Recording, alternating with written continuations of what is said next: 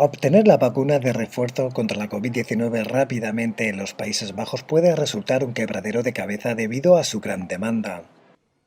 Tanto es así que muchos ciudadanos holandeses decidieron desplazarse a ciudades cercanas de Alemania como Aquisgrán. Tienes que acercarte hasta allí, mostrar tu pasaporte y completar el formulario, y luego puedes conseguir la vacuna gratis, cuenta este ciudadano holandés. Sin embargo, las autoridades sanitarias holandesas desaconsejan inocularse el fármaco en el extranjero porque puede derivar problemas a la hora de reconocer el certificado de manera oficial, aunque aseguran que pronto se presentará una solución. Al menos por el momento puedes vacunarte. Espero que luego se pueda transferir la información a Holanda cuando todo esté un poco más tranquilo y en orden, señala esta mujer holandesa.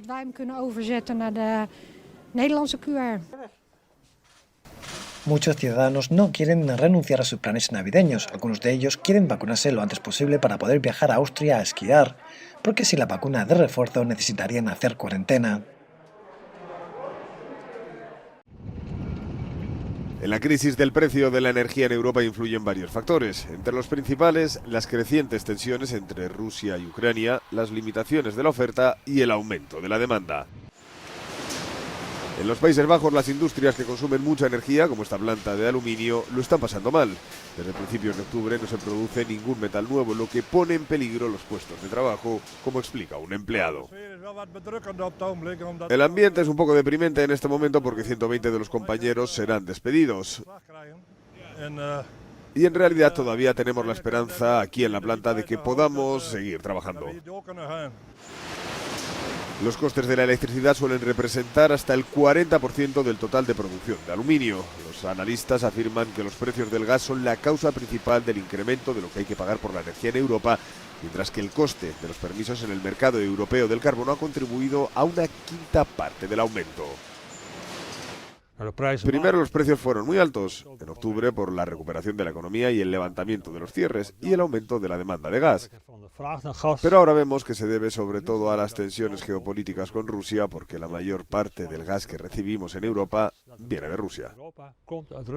La industria neerlandesa se ha visto especialmente perjudicada, ya que a diferencia de Alemania y Francia no tiene ningún programa para compensar a las industrias que consumen mucha energía por los costes derivados del aumento de los precios europeos del CO2.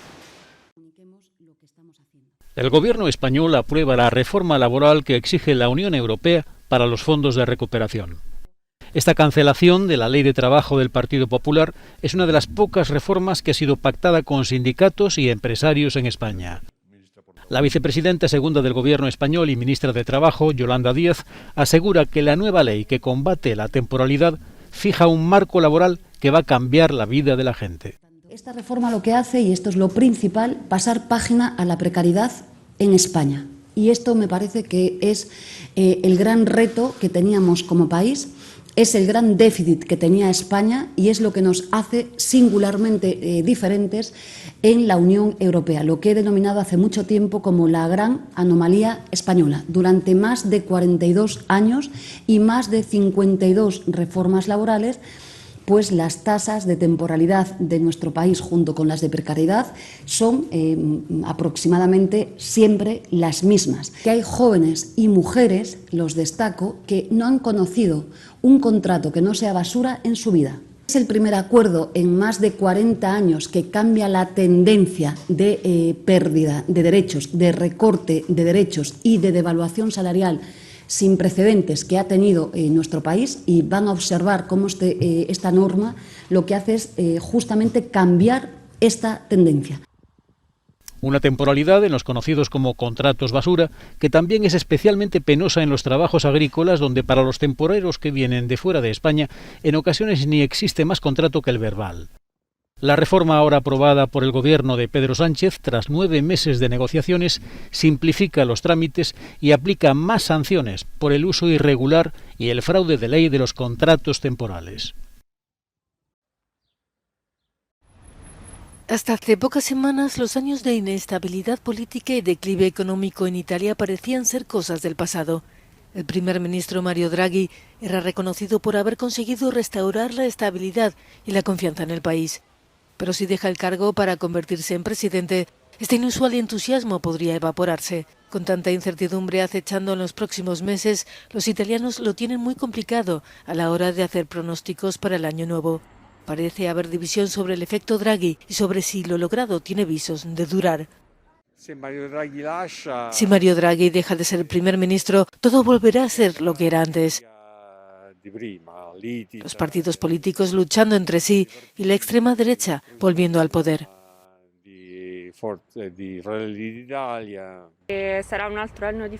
Será otro año difícil como ha sido este, pero creo que todos seremos más optimistas al haber mejorado muchas cosas. Dependerá mucho de si Draghi se queda o no. Creo que la respuesta positiva que hemos tenido por parte de la comunidad internacional depende de su presencia. L'ondata di positività è stata, secondo me, dovuta molto alla sua presenza. Creo que el llamado efecto Draghi no ha existido nunca. Creo que los medios lo han creado y que no ha traído los beneficios que los italianos esperaban. La economía italiana ha crecido bajo la batuta del expresidente del Banco Central Europeo. Se espera que el PIB aumente en torno al 6% este año, también gracias a los fondos de recuperación de la Unión Europea y a un nuevo paquete de reformas. El índice de vacunación del país es de los más altos del continente, aunque la emergencia por COVID sigue presente. Una cuestión que se suma a problemas que existen desde hace mucho tiempo, como el desempleo juvenil, que un gobierno no puede resolver en solo una legislatura. Desgraciadamente tendremos que esperar un poco antes de que podamos decir que ha acabado la pandemia y que estamos fuera de peligro. En Italia el foco ha estado demasiado tiempo puesto en los mayores. Me gustaría que se le dieran más oportunidades a las generaciones más jóvenes. China recuerda lo implacable que puede llegar a ser en la represión de la disidencia. La policía de Hong Kong llevó a cabo una redada en la oficina del medio de comunicación prodemocrático en línea Stand News tras detener a 6 personas por conspiración para distribuir una publicación difamatoria. Ronson Chan, subdirector de Stand News y presidente de la Asociación de Periodistas de Hong Kong, grabó y transmitió en directo el momento en que la policía llamó a la puerta, presentando un documento y diciéndole a Chan que dejara de usar su teléfono móvil. Según la policía, más de 200 agentes participaron en el registro. Tenían una orden para incautar el material periodístico pertinente en virtud de una ley de seguridad nacional promulgada el año pasado, misma que en junio congeló los activos de otro medio prodemocrático, Apple Daily.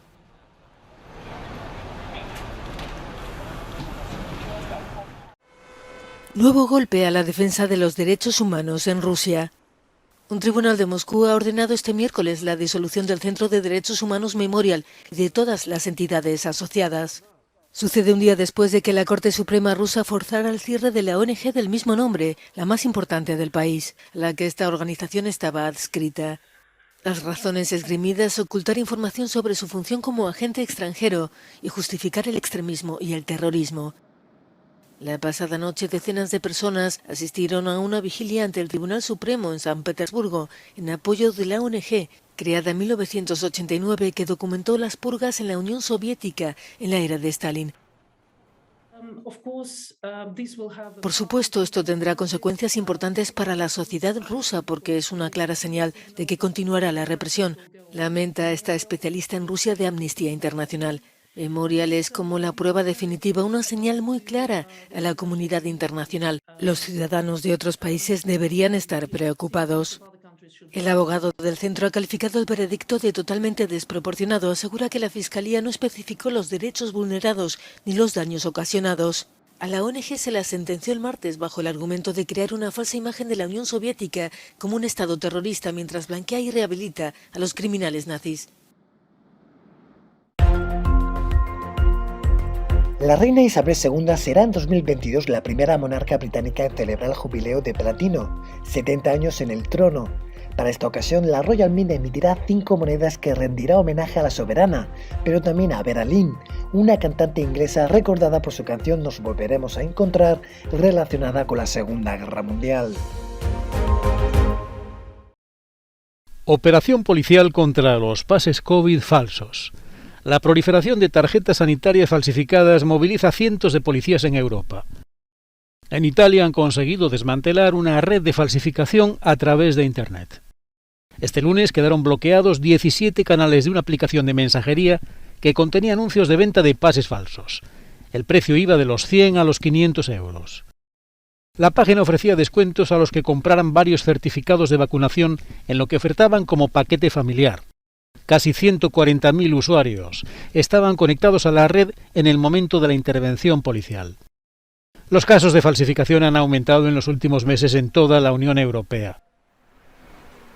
Los piratas informáticos suelen aprovecharse de los fallos de los ordenadores de la administración. También se benefician de algunos funcionarios o profesionales sanitarios corruptos. En Francia ha sido desmantelada una red de pases sanitarios falsos que habría hecho ganar a sus organizadores casi 2 millones de euros. Este lunes el gobierno francés anunció un refuerzo del arsenal penal contra los defraudadores, de los que han identificado a más de 182.000. En caso de uso o posesión de un certificado de vacunación falso, la multa podría ir de los 135 a los 1.000 euros. Los piratas informáticos enfrentarían hasta 5 años de cárcel y a una multa de 150.000 euros. Dinamarca registró este martes el mayor número de casos de COVID-19 del mundo, con una incidencia que supera los 1.600 contagios por cada 100.000 habitantes. Por primera vez, las autoridades sanitarias notificaron más de 15.000 positivos en las últimas 24 horas. Desde que la variante Omicron comenzó a ser la semana pasada la predominante en el país nórdico, de 5,8 millones de habitantes, el número de contagios se ha disparado. En Madrid, numerosas personas formaron largas colas este martes en los centros de vacunación en el día en el que la capital española sigue moviéndose en cifras a récord, con más de 17.000 casos en el último día, aunque con menos ingresos que en horas previas. España ya roza los 6 millones de positivos y supera los 89.000 muertos en la pandemia. Pues porque me encuentro con síntomas, tengo familiares que han sido positivos y bueno, porque en la farmacia es un poco complicado conseguir los test. Es un poco caos. Desde este martes, los supermercados en Francia pueden vender, al igual que en Bélgica, los autotest de COVID-19 para diversificar el suministro, una medida bien recibida entre las grandes cadenas alimenticias. Necesitamos pruebas rápidas de COVID-19, sobre todo para los niños. Es más fácil comprar esos test aquí que en las farmacias, puesto que ya se han vendido todos desde hace tiempo, mientras que la venta en supermercados es nueva. Sí, creo que hay una gran diferencia de precio. En la farmacia cuesta 8 euros y aquí 3,50 euros. El Reino Unido comunicó este martes casi 13.000 nuevos casos de coronavirus, un nuevo récord de la pandemia. El primer ministro Boris Johnson señaló que no impondrá nuevas restricciones antes de Nochevieja. Balance del año del presidente del gobierno español con la variante Omicron del coronavirus disparando los contagios en el país y Pedro Sánchez convencido de las herramientas para afrontarla. Gracias a la ciencia, gracias también a la prevención y a la unidad institucional, haremos frente a esta nueva variante del COVID con mayores garantías y sin duda alguna con mayores fortalezas.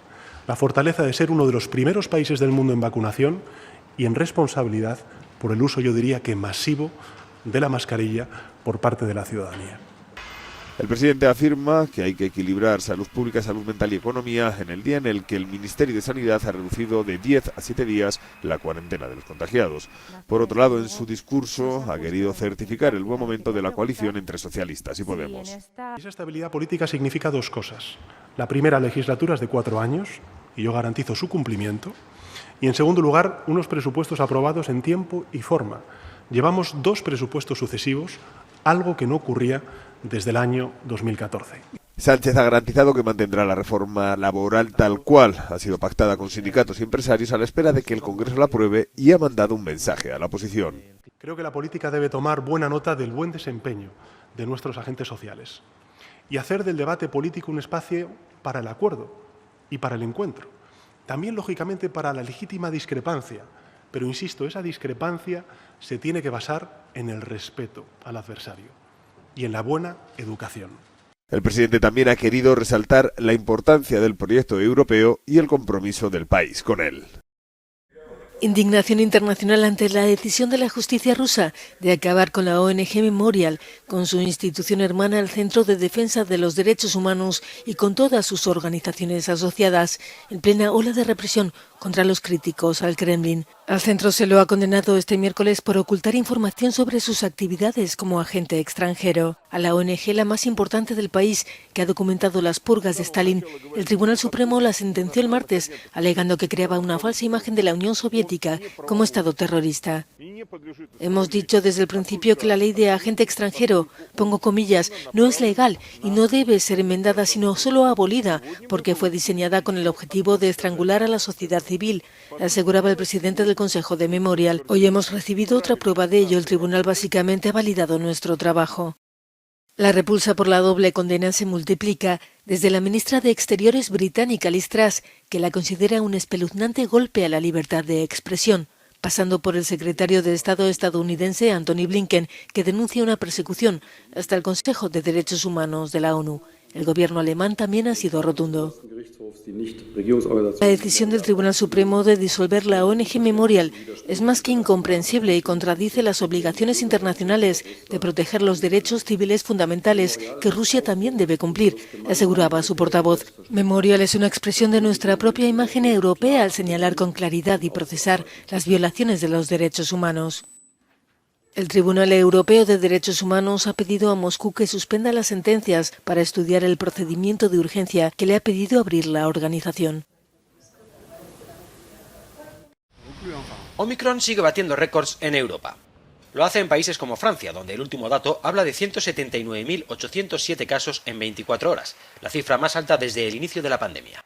El Elíseo anunciaba el lunes nuevas medidas para hacer frente a la propagación, aunque sin imponer restricciones drásticas de cara a la Nochevieja, sino para después. El gobierno pretende además acelerar la campaña de refuerzo, reduciendo el plazo entre dosis y dosis de 4 a 3 meses. Ninguna medida aislada resolverá esta cuestión, dice este ciudadano. Nos enfrentamos a lo desconocido con estas variantes y creo que el gobierno trata de hacer lo mejor posible, al tiempo que intenta preservar las libertades individuales. Números récord también en Grecia, 21.657 en las últimas 24 horas, la primera vez que este país alcanza los 5 dígitos en sus cifras de nuevos contagios. La Organización Nacional de Salud Pública informó también de 60 fallecidos. Portugal también presenta más nuevos casos que nunca, 17.172, aunque las hospitalizaciones siguen siendo bajas, con 936 ingresados por COVID, muy lejos de los 6.869 del pasado 1 de febrero.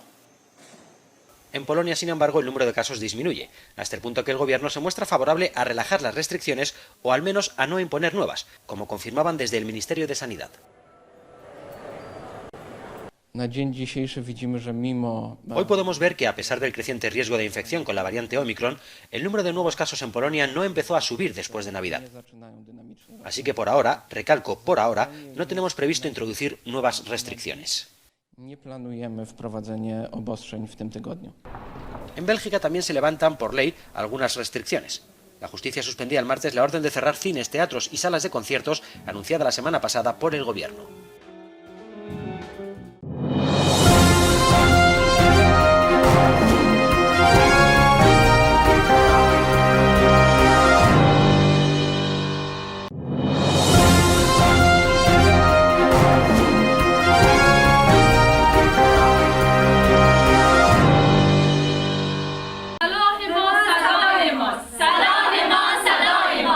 Protesta de mujeres afganas mientras el gobierno talibán impone nuevas restricciones a la movilidad. Piden trabajo y educación. Reclaman unidas en la red de participación política de las mujeres de Afganistán. 20 mujeres desafiaron al gobierno de Kabul, que ahora delimita en un radio de 70 kilómetros de su casa el espacio en que pueden viajar solas. Pidieron a los dirigentes talibanes del país educación, trabajo y participación política.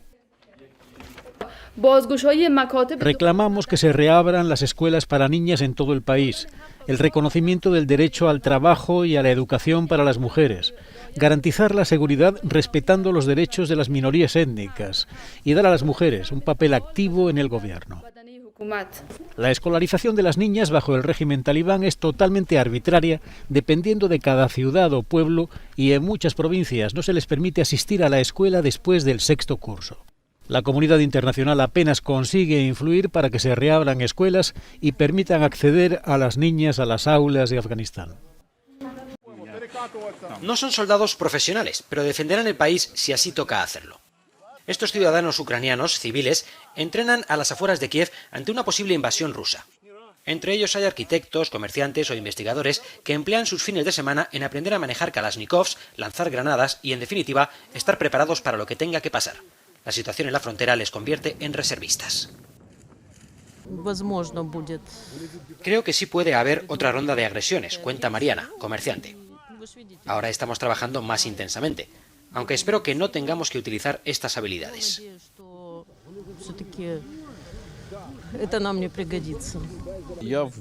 He estado viviendo con el pensamiento de que hasta que no le demos una buena bofetada en la cara a Rusia, no nos dejarán en paz durante 8 años, dice por su parte Denis. Siempre acaban con los débiles. Si no resistimos, esta invasión seguirá durante mucho tiempo. Al otro lado de la frontera, donde según Kiev hay desplegados más de 100.000 soldados rusos, también hay simulacros, en este caso de rechazo de ataques aéreos. Vladimir Putin ya ha dejado clara la postura de Moscú y su deseo de que la OTAN, a la que considera culpable de esta situación, deje de expandirse hacia el este. Y aunque cuenta con el apoyo de la mitad de sus ciudadanos en este asunto, eso no significa que estos deseen una guerra.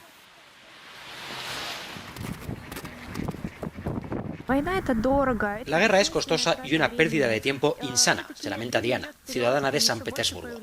Los jóvenes que apoyan la paz aumentarán en el futuro. El conflicto pasará, estoy segura de ello. Está previsto que Moscú, Washington y la OTAN comiencen sus conversaciones de acercamiento a partir del 10 de enero, a la espera de que los actuales juegos de guerra se queden simplemente en eso. Bielorrusia presenta lo que podría ser su nueva constitución, o más bien la oportunidad para Alexander Lukashenko de perpetuarse en el poder. Así lo denuncia la oposición en el exilio. Las enmiendas impiden la persecución judicial del presidente a la hora de abandonar el cargo, lo que garantiza la inmunidad de Lukashenko, que ostenta el poder desde 1994. Además, se restablecen los límites a los mandatos presidenciales a solo 2 presidencias de 5 años. La restricción, sin embargo, solo entrará en vigor una vez que un nuevo presidente asuma el cargo, lo que le da a Lukashenko la oportunidad de presentarse a 2 mandatos más después de terminar el actual en 2025. Esto significa que Lukashenko podría permanecer en el poder hasta 2035, año en que tendrá 81 años. La Constitución deberá ser aprobada en un referéndum previsto para febrero de 2022. Según Lukashenko, esta modificación es un gesto para superar la crisis política que reina en Bielorrusia desde su contestada reelección en 2020 y que desembocó fuertes protestas en su contra. Por su parte, la oposición continúa exigiendo nuevas elecciones sin la participación del mandatario. El presidente de Polonia pone límites al gobierno ultraconservador. Andrzej Duda ha vetado la reforma de la ley de medios impulsada por el Ejecutivo y ha mandado el texto de vuelta a la Cámara Baja para su revisión.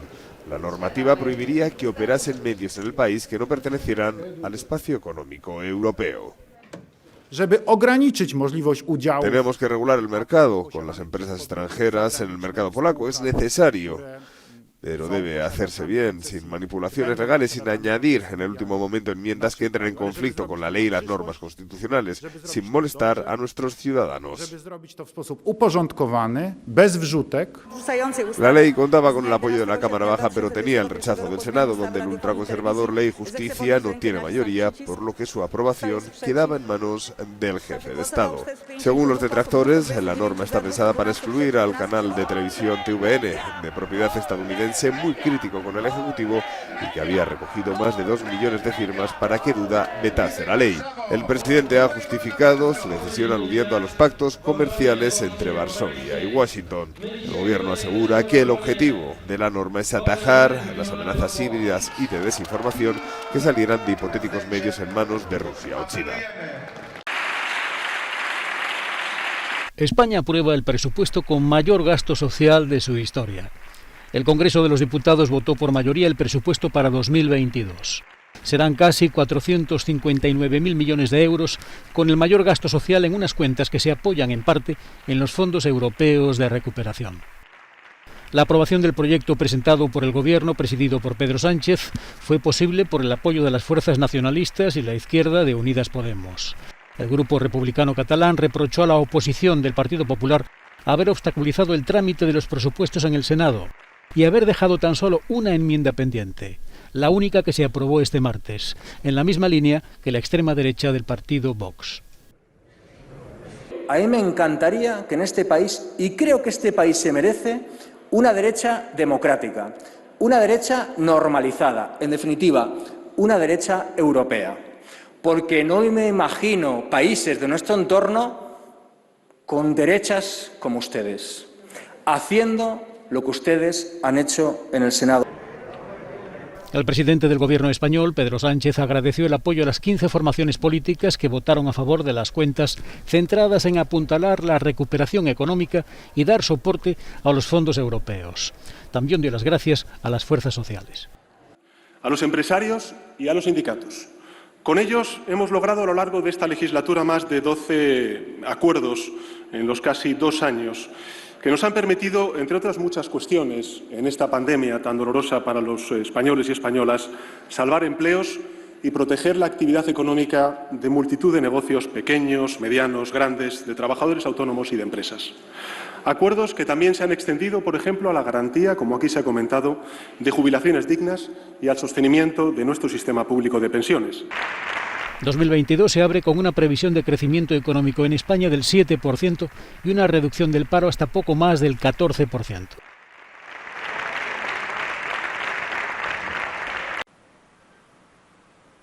El volcán de la isla española de La Palma seguirá liberando gases tóxicos durante un largo periodo, lo que puede suponer riesgos para la población.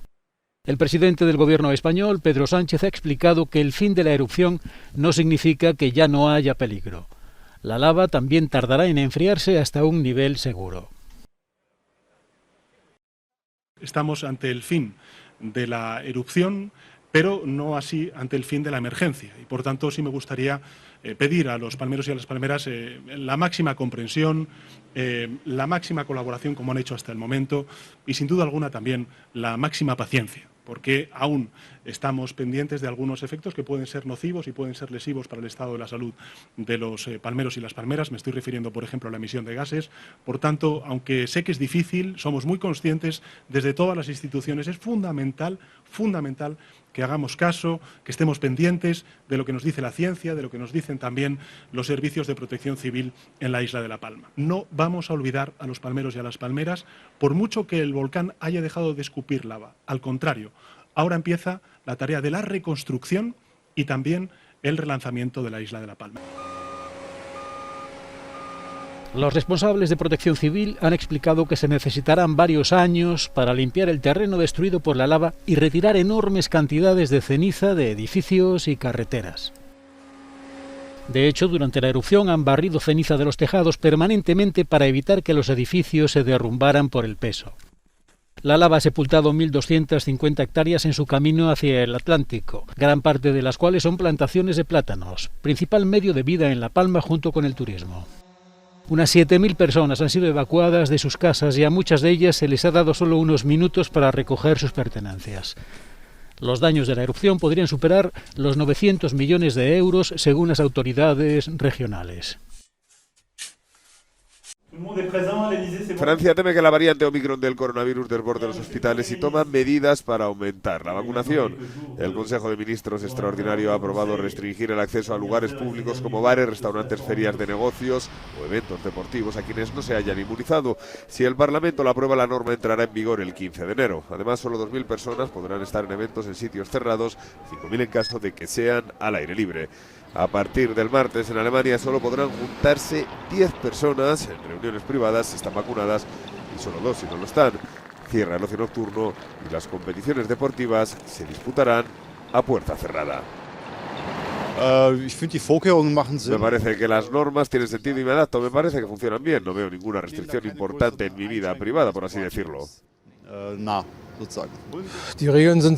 Las reglas son muy diferentes. Sería mejor que fueran uniformes para todos los estados alemanes. La hostelería tiene que cerrar a las 10 de la noche desde este lunes en Austria, donde los no vacunados están confinados. La medida afecta a las celebraciones de Año Nuevo y es un duro golpe para muchos negocios.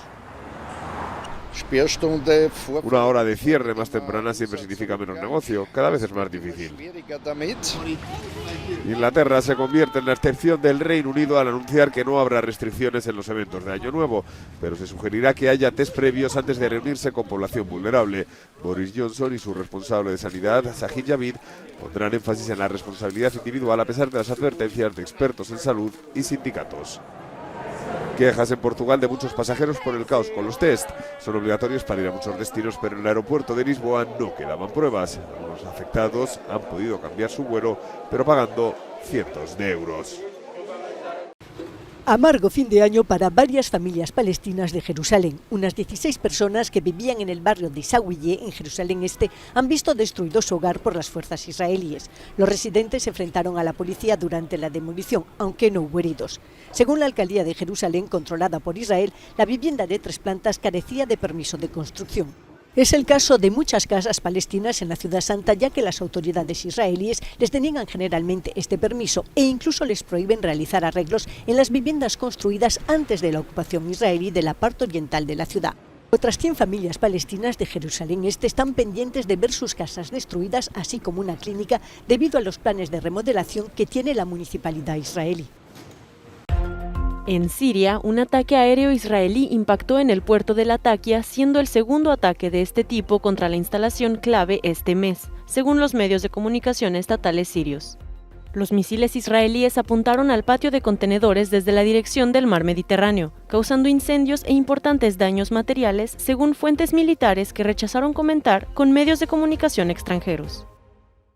El Palacio de Letrán, hogar histórico de los papas situado junto a la Basílica de San Juan, reabrió a mediados de diciembre sus puertas al público. Este emblemático lugar de casi 3.000 metros cuadrados alberga una nueva ruta turística, con acceso por primera vez a los aposentos papales.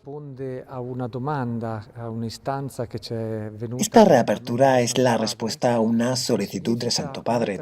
Significa hacer accesible esta belleza y dejar que los turistas, ciudadanos romanos, italianos y del mundo entero, disfruten de un palacio que ha marcado algunos periodos de transición importantes de la historia de la Iglesia y, por tanto, de la historia del mundo y de Italia, explica el obispo Pierangelo Pedretti.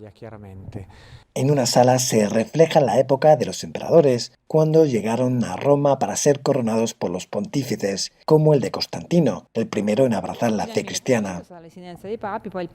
Hasta el siglo XIV fue la residencia de los papas, luego su estancia se trasladó a Aviñón, en Francia, por lo que este lugar, que estaba en las afueras, una vez que el papa regresó a Roma, fue encontrado abandonado, saqueado y en decadencia, así que la residencia papal se mudó al Vaticano. Algunos cónclaves se celebraron en la curia del Palacio del Quirinal. El Papa Sixto V quiso revitalizar el palacio demoliendo el antiguo Palacio Pontificio y la construcción del nuevo, este Palacio Apostólico, señala Rebeca Nazzaro, misionera de la Divina Revelación. El Papa Francisco pidió esta reconversión para impulsar el palacio mediante exposiciones y actividades culturales sobre las tradiciones artísticas de las que la Iglesia se enorgullece. Nueva oportunidad para el acuerdo nuclear. Por octava vez dentro de esta nueva ronda de negociaciones y 3 años y medio después de que Estados Unidos abandonara el primer e histórico pacto, los miembros involucrados volvieron a verse las caras en Viena en busca de un entendimiento definitivo igual o similar al alcanzado en 2015. No será fácil. Todas las partes reconocen que para que las conversaciones lleguen a buen puerto, tocará hacer sacrificios. Dar vida al JCPOA significa levantar las sanciones por parte de Estados Unidos y el compromiso nuclear de Irán, resumía el director político del Servicio Europeo de Acción Exterior y coordinador de las negociaciones, Enrique Mora. Y esto es en lo que estamos trabajando. Cualquier otra especulación u otras posibilidades no están sobre la mesa. Lo único que hay es cómo negociar un texto que incluirá pasos prácticos de Irán y de Estados Unidos para volver al pleno cumplimiento.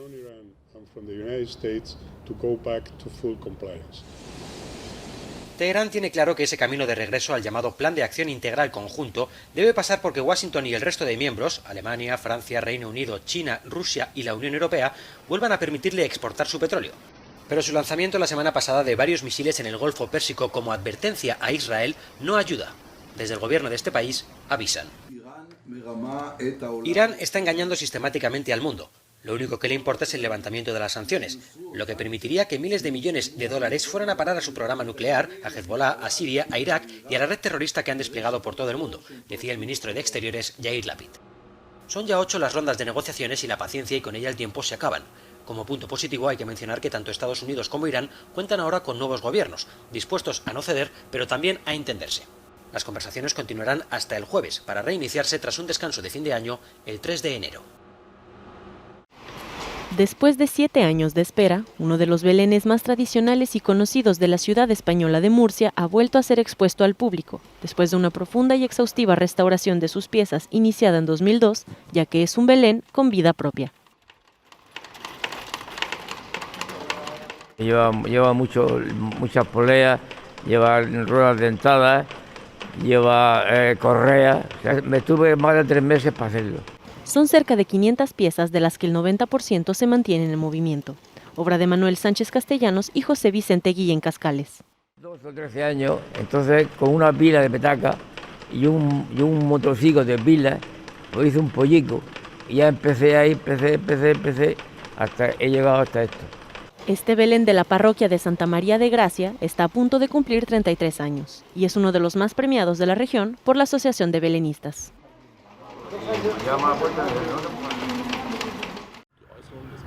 El Tribunal Constitucional de Alemania instó este martes al Parlamento que garantice la protección a las personas discapacitadas en tiempos de pandemia.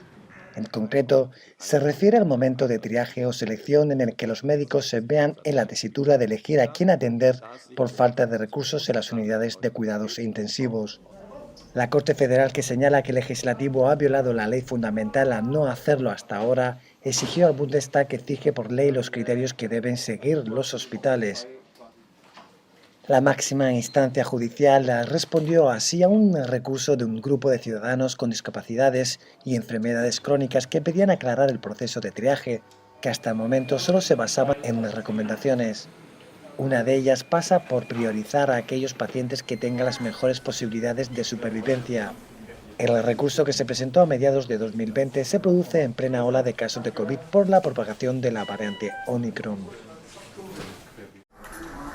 Tras un mes y medio de deliberaciones, el Tribunal Supremo de Rusia legalizó este martes la organización que investigaba la represión del estalinismo. La ONG Memoria desenmascaraba los crímenes del dictador comunista Joseph Stalin para rehabilitar a sus víctimas, homenajearlas e impedir que caigan en el olvido.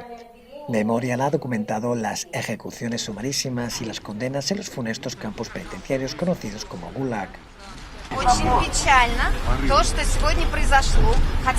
Lo que ha sucedido hoy es muy triste, aunque mentiríamos si dijéramos que no estábamos preparados. Ha sido una de las sentencias lamentables predecibles del actual sistema judicial. Por supuesto, esto no ha acabado. Apelaremos y Memoria vivirá con la gente, puesto que son las personas las que están detrás de ella. El trabajo continuará, explica la abogada María Esmond.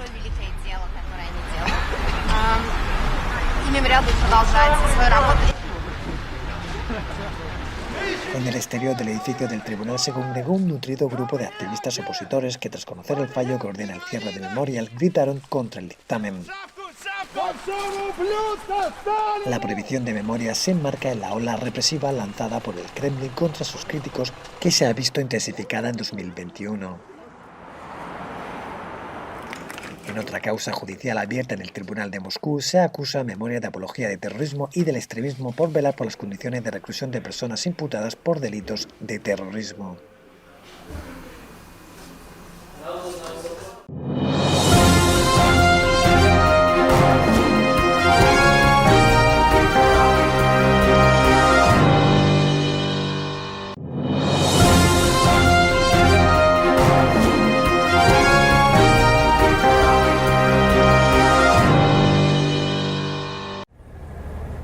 Tragedia humanitaria en Navidad. Al menos 16 personas han muerto en una patera encontrada en aguas griegas, según explica la Guardia Costera del país. La embarcación trataría de llegar a Italia desde Turquía. Las mafias fomentan ahora esta ruta para evitar los fuertes controles en las islas griegas. En los últimos 3 días han sido encontradas 3 embarcaciones con al menos 27 muertos. Y el barco Ocean Viking, que rescató a 114 personas en el mar Mediterráneo hace más de una semana, recibió este sábado luz verde para desembarcar en el puerto siciliano de Trapani. La jefa del equipo médico de la embarcación pedía cooperación a los gobiernos europeos para encontrar puerto seguro. Estamos varados en el mar con 114 personas que rescatamos hace más de una semana de un barco en peligro. Tenemos 2 recién nacidos que podrían pasar su primera Navidad aquí a bordo. Y también madres que se han enfrentado a la muerte y siguen sufriendo. Según el derecho marítimo, un rescate solo se completa cuando los supervivientes han sido desembarcados en un lugar seguro. Más de 200 migrantes rescatados en el mar Mediterráneo por otro barco humanitario, el Sea 4, pudieron desembarcar en el puerto de Pozzallo, en Italia, el viernes. La tripulación de la embarcación puso a salvo a 214 personas la semana pasada en 4 operaciones distintas. Al menos 39 muertos y decenas de heridos en el incendio este viernes de un ferry en Bangladesh. En el interior de la embarcación viajaban cerca de 800 personas, la inmensa mayoría de las cuales saltó al agua cuando comenzaron las llamas. Se teme que el número de víctimas mortales pueda ir en aumento a medida que pasen las horas. Ha sucedido en el río Suganda, en el distrito de Jalokati, al sur del país. El barco recorría el trayecto que va desde la capital Dhaka hasta Barguna, un recorrido de 250 kilómetros. Este tipo de medios de transporte son muy comunes en Bangladesh, país repleto de ríos, y los accidentes son habituales tanto por el exceso de pasajeros como por el incumplimiento de numerosas normas. La Comunidad Autónoma de Cataluña en España ha reimpuesto el toque de queda nocturno a partir de Nochebuena para luchar contra el aumento de los casos de COVID-19. No se puede salir a la calle de 1 a 6 de la madrugada. Hay un límite de 10 personas en las reuniones en casa, se cierra el ocio nocturno y se limita el aforo en restaurantes al 50% en interiores y en tiendas y gimnasios al 70%. Es muy complicado porque cuando tenemos esto, los turistas no vienen más en Barcelona, se cancela todo. Ahora hemos hecho una buena noche de momento porque hace solo 2 días que tenemos estas nuevas restricciones, pero ahora va a ir empeorando y tengo mucho miedo de no poder tener un 31 o la semana siguiente, un fin de año normal. Las medidas comenzaron el viernes y durarán 15 días, afectando a la mayor parte de las celebraciones de Año Nuevo en la región. 1 de cada 4 personas hospitalizadas en España con COVID-19 está en Cataluña. Sin embargo, el gobierno español espera unas navidades tranquilas por la alta tasa de vacunación. China confina a 13 millones de habitantes tras un importante rebrote de coronavirus. La ciudad de Xi'an, donde los últimos días se confirmaban cientos de nuevos positivos, vuelve de nuevo a los tiempos del inicio de la pandemia con el confinamiento de todos sus ciudadanos, a excepción del personal sanitario o a no ser que se tenga una razón imperativa. La medida se toma a escasas semanas de la celebración de los Juegos Olímpicos de Invierno en este país.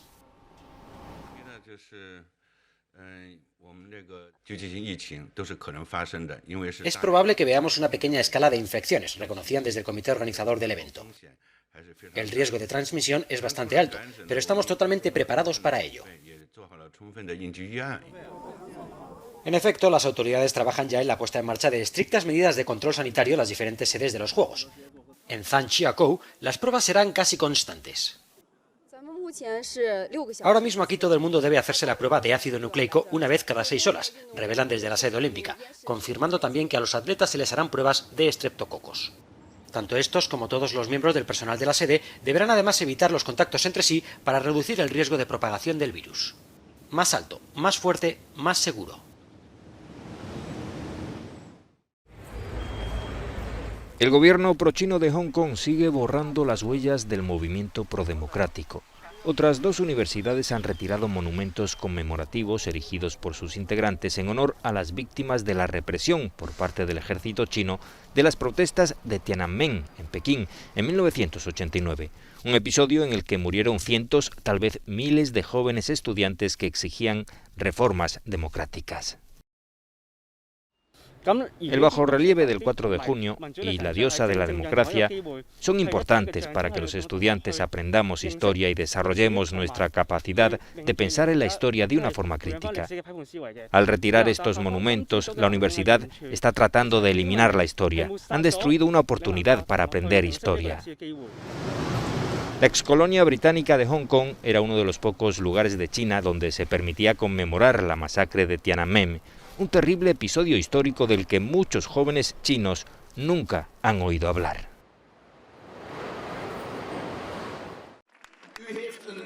Protesta multitudinaria en Bélgica contra el cierre cultural. Ajenas a la lluvia, miles de personas se manifestaron este domingo en Bruselas contra las nuevas y controvertidas medidas del gobierno para hacer frente a la propagación del coronavirus. Los cines, teatros, salas de espectáculos y estadios quedaban cerrados desde este domingo, a pesar del claro descenso en la incidencia experimentado en este país a lo largo de la última semana.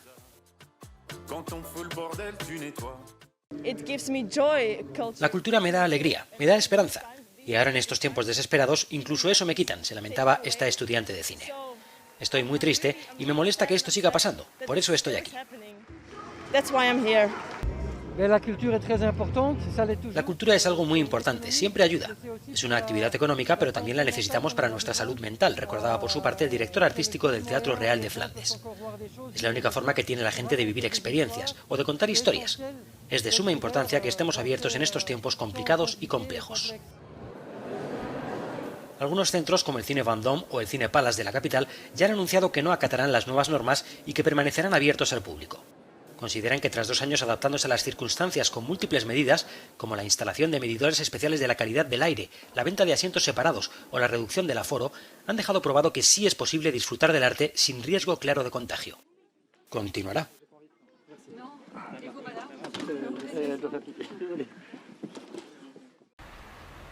El apagón del Cumbre Vieja evidencia la titánica tarea pendiente de reconstruir La Palma. Un día después de que las autoridades decretasen el final de la erupción, que ha durado 85 días, los turistas han seguido llegando a la isla. Evidentemente esto es una catástrofe, pero tiene que aportar beneficio a largo plazo, ¿no? Y el turismo, el hecho de tener un volcán reciente, ¿no? Puede ser una cosa beneficiosa a largo plazo para La Palma. Pero la realidad es menos optimista para los palmeros. 7.000 personas se han visto obligadas a abandonar sus hogares y casi 1.400 casas han quedado destruidas. Además, la lava ha cubierto 1.250 hectáreas de terreno, gran parte de plataneros, que son, junto al turismo, la principal fuente de ingresos del territorio. A ver, para ellos bien, porque están viendo algo que es único, pero para nosotros es doloroso todo lo que ha dejado ahí enterrado. El gobierno regional estima las pérdidas en unos 900 millones de euros y sigue en marcha la tarea de limpieza de las cenizas que podría durar años. A pesar de la mejoría de la situación, el riesgo persiste. Todavía sigue habiendo sismicidad, pero esta se prolongará mucho en el tiempo. Hay que establecer redes para poder vigilar estos contenidos de gases. El Ejecutivo español ha movilizado hasta ahora 225 millones de euros en ayudas, pero una parte de la población se queja de la lentitud en la respuesta a la emergencia. Una empresa ferroviaria de Japón ha puesto en marcha los llamados vehículos de modo dual, que circulan tanto por las vías de tren como por las carreteras. Los transportes híbridos, que tienen la apariencia de minibuses, empezaron a circular por las zonas rurales de la región de Shikoku el fin de semana. El primer vehículo modo dual partió de una terminal en el sur de la prefectura de Tokushima en modo autobús, alrededor del mediodía. El vehículo llevaba 18 pasajeros, puede llevar más, pero su capacidad se ha reducido debido a la COVID. Al llegar a una estación se transformó en tren, bajando las ruedas a las vías.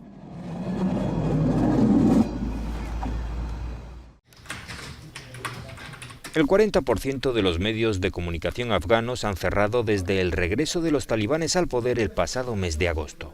Lo denuncia un informe de Reporteros Sin Fronteras, que añade que alrededor del 60% de los periodistas se han quedado sin trabajo. La situación de los medios de comunicación ha cambiado. Sus ingresos han disminuido. Muchos periodistas experimentados que habían trabajado en los últimos 20 años han abandonado el país. El mercado de los medios de comunicación se ha debilitado. Algunos se autocensuran o se les han impuesto limitaciones. Quienes conservan su trabajo deben someterse a las reglas periodísticas que han establecido los talibanes, que les despojan de su independencia y les empujan a la autocensura. La preocupación de quienes lo han perdido es ganarse la vida como sea, como el excamarógrafo Mustafa Jafari. Desgraciadamente, no veo un futuro brillante. Pierdo la esperanza día tras día porque la situación económica y política de Afganistán se desmorona día tras día. Las mujeres son las más castigadas dentro del sector de los medios de comunicación. Aunque varias periodistas siguen apareciendo en la televisión, el 84% han perdido su trabajo. Las variantes de COVID han descolocado el sector turístico de invierno en Europa. Las cancelaciones se han disparado en localidades como la austriaca Salzburgo. Quien quiera llegar de países afectados por las variantes deberá cumplir con cuarentenas de 10 días de forma obligatoria si no se está triplemente vacunado y se lleva una PCR válida. Además, tiene que tener en cuenta las restricciones que impone el país de origen. Nuestros huéspedes alemanes también cancelaron porque sus hijos no vacunados estarían en cuarentena obligatoria al volver a casa. Ese es el tipo de problemas que estamos teniendo. Estamos cambiando, cancelando, gestionando, porque luego llegan nuevas reservas. Es un esfuerzo muy grande. Un panorama muy distinto es el que vive Bulgaria. Aquí las medidas son menos estrictas y se han duplicado las reservas con respecto al año pasado. Los pases sanitarios solo se exigirán en el interior de hoteles y restaurantes y la mascarilla solo será obligatoria en los ascensores. Alrededor del 40% de nuestros huéspedes son del Reino Unido. En segundo lugar está nuestro mercado interno, el búlgaro. Siempre hemos sido muy cuidadosos con ellos. Cada destino turístico depende de su mercado interior, así que los huéspedes de Bulgaria son muy importantes y valiosos.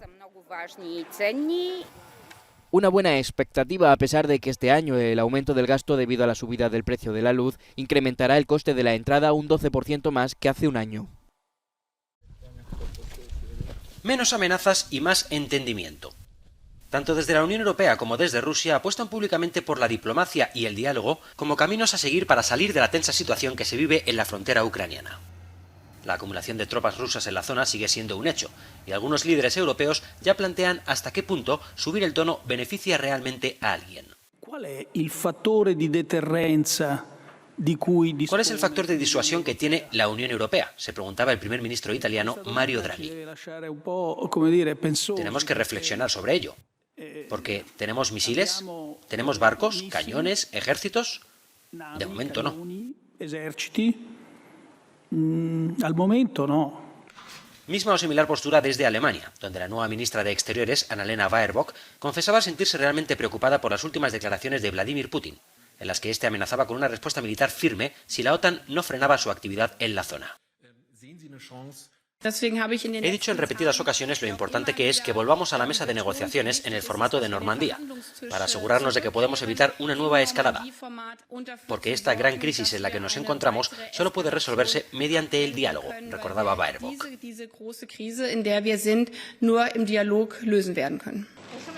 El secretario de Estado de Estados Unidos, Antony Blinken, y el jefe de la diplomacia europea, Josep Borrell, mantenían por su parte una conversación telefónica en la que coincidían en la necesidad de rebajar la tensión sin plegarse a las exigencias rusas.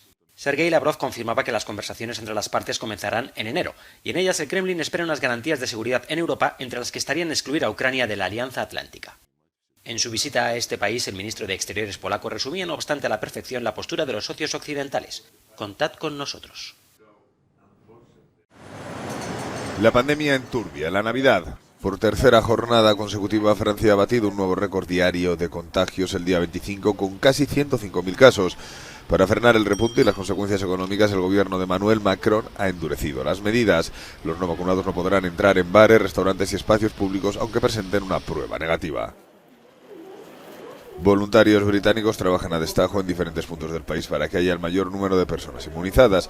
Las autoridades están planteando la vacunación puerta a puerta. Escocia, Gales e Irlanda del Norte han introducido restricciones como límites de personas en las reuniones.